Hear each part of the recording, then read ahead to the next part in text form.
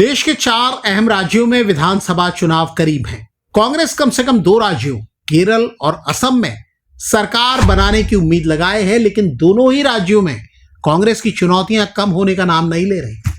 असम और केरल ही नहीं, तमिलनाडु और पश्चिम बंगाल में भी पार्टी के भीतर ऐसी सियासी उथल पुथल मची है कि पूछिए मत।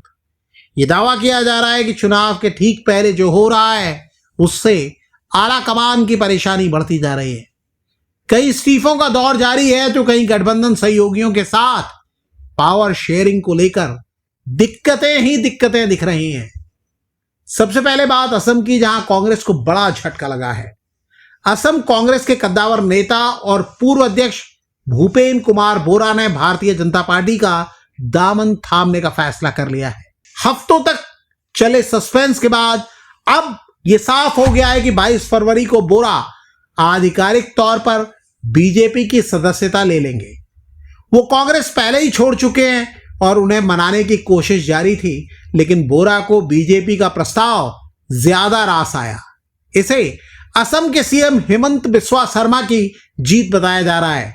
शर्मा भी याद कीजिए किसी वक्त कांग्रेस में ही थे। भूपेन बोरा का कांग्रेस से किनारा करना पार्टी के लिए बड़ा झटका माना जा रहा है। वो 32 सालों से कांग्रेस पार्टी से जुड़े थे। बोरा ने कहा कि उन्हें नेतृत्व यानी लीडरशिप नजरअंदाज कर रही थी। हालांकि गौरव गोगोई जैसे नेताओं ने उन्हें मनाने की कोशिश की, माफी तक मांगी, लेकिन असम के मुख्यमंत्री हेमंत बिस्वा शर्मा के साथ बोरा की मुलाकात ने पूरी तस्वीर बदल दी। हेमंत बिस्वा शर्मा ने चुटकी लेते हुए यहां तक कह दिया कि कांग्रेस अब असमिया लोगों की पार्टी नहीं रही।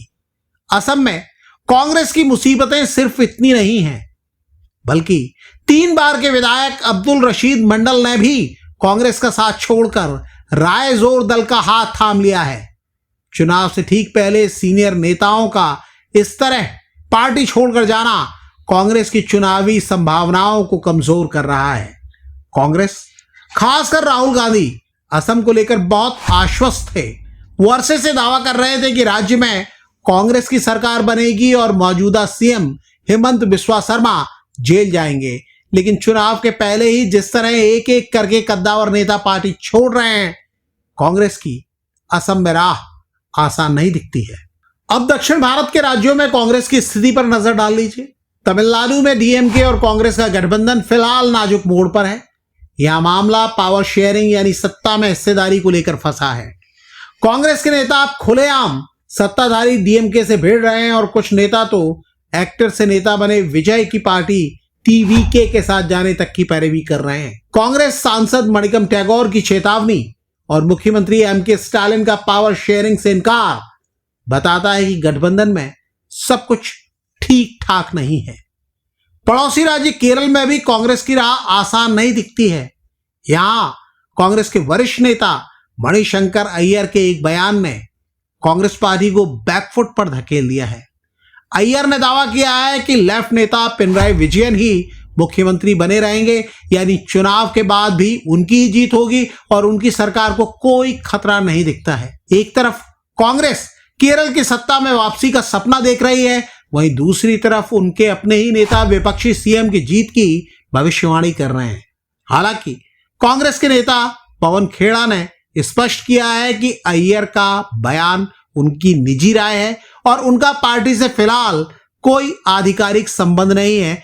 इसे लेकर अय्यर अपनी नाराजगी भी जाहिर कर चुके हैं। बात अगर पश्चिम बंगाल की करें तो यहां भी कांग्रेस के लिए स्थिति अजब गजब है। पूर्व प्रधानमंत्री मनमोहन सिंह के सलाहकार रहे संजय बारू ने ममता बनर्जी को इंडिया गठबंधन का चेहरा बनाने की वकालत कर दी है। पश्चिम बंगाल की मुख्यमंत्री ममता बनर्जी भी विपक्षी गठबंधन को लीड करने की चाहत जब तब जाहिर करती रही हैं। ये बातें तब हो रही है जब पश्चिम बंगाल में कांग्रेस ममता बनर्जी की टीएमसी के खिलाफ अकेले चुनाव लड़ने की तैयारी कर रही है। अब देखिए, असम में टूट, तमिलनाडु में खींचतान, केरल में विवादित बयान और पश्चिम बंगाल में नेतृत्व को लेकर भ्रम। और आप जानते हैं कि ये 4 राज्य ही तय करेंगे कि कांग्रेस की आगे की दिशा क्या होगी, कैसी होगी।